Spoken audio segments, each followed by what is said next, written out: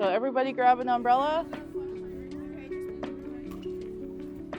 And we want to make sure that the light is facing towards the umbrella part.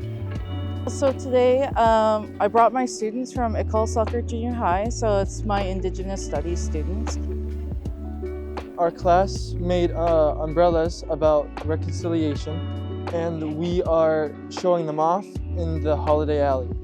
It'll look a lot nicer at night because it just glows afterwards. And we got flashlights on the back to flash some light on them so it can glow and stand out to when it's dark time. Okay, so this is kind of like how I want it. Now I gotta zip tie it. The umbrellas are supposed to embody like truth, reconciliation, obviously, love, friendship, partnership, and relationships. And now they're here and we're just installing them. This is my umbrella in the sun. It means by the wren hat print.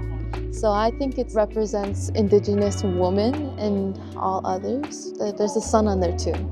It's my handprint. This is what I did. This is my design for this part. I was trying to do like two handshaking and the world behind it to show like peace and reconciliation across the world.